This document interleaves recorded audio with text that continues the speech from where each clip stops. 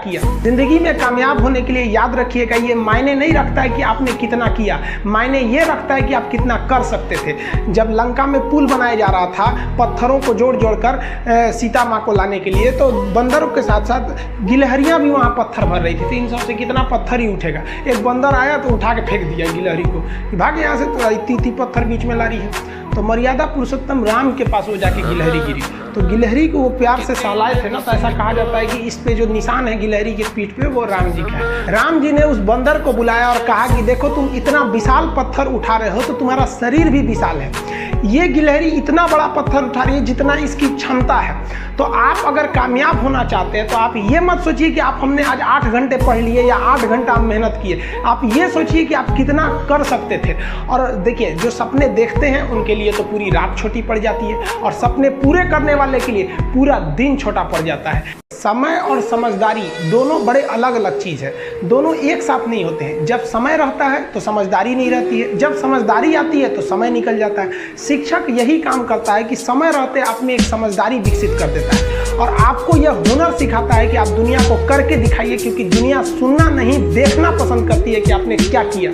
सबकी ज़िंदगी में कुछ कठिनाइयाँ आएंगी, ठोकरें लगेंगे, लेकिन ठोकर खा के संभलना भी जरूरी है। ठोकरें खाकर भी ना संभला तो ये मुसाफिर का नसीब, राह के पत्थर तो अपना फर्ज अदा कर चुके हैं। और कभी भी मुश्किलों से घबराइएगा नहीं। कोको कोला कंपनी जब स्थापना हुई थी तो 1 साल में केवल इसके 25 बोतल बिके थे। कंपनी का दिमाग हिल गया था, लेकिन आज के समय में दुनिया में हर जगह कोको कोला बिकता है, और इसने तो फिजिक्स को उल्टा कर दिया। लोग कहते हैं ठंडा मतलब तो कोको कोला, भाई साहब ठंडा मतलब वो होता है जिसका टेम्परेचर कम हो, लेकिन इतना भी कहा कि इसके आगे लोग भूल गए कि ठंडा मतलब कोको कोला नहीं होता है, ठंडा मतलब वह चीज़ जिसका टेम्परेचर कम है।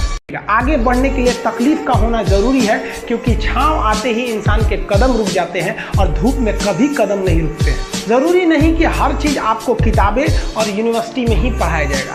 बहुत से चीज़ें हैं जो आपकी खाली पेट और खाली जेब सिखाएगी, जो आपको कोई टीचर नहीं सिखाएगा। कहते हैं जरा सी छेद क्या हो गई मेरे जेब में, सिक्कों से ज़्यादा तो मेरे रिश्तेदार गिर गए। लाइफ में सबका स्ट्रगल होता है, हम लोग के भी लाइफ में बहुत तकलीफें आई थी। ज़िंदगी में इतने तकलीफ देखे कि अब अगर तकलीफ नहीं होता है तो तकलीफ होता है। ज़िंदगी ने उस मुकाम पर लाकर छोड़ा है जहाँ पसंद तो बहुत कुछ है, लेकिन चाहिए कुछ भी नहीं। लोग कहते हैं कि खाली हाथ आए थे खाली हाथ जाओगे, गलत बोलते हैं। लोग भले खाली हाथ आते हैं, लेकिन जब जाते हैं तो अपने साथ कुछ संस्कार, कुछ यादें छोड़ जाते हैं। एपीजे अब्दुल कलाम खाली हाथ तो आए थे, क्या खाली हाथ गए? हमारे जितने देश के लोग हैं उन देशवासियों के लिए प्रेरणा के स्रोत बन गए। संस्कार चलाता है, और संस्कार बहुत चीज़ होती है। संस्कार यदि आपके अंदर है तो सब कुछ हारने के बाद भी आप जीत सकते हैं, और अगर संस्कार की जगह अहंकार आ गया ना तो जीता हुआ भी चीज़ों को हार सकते हैं।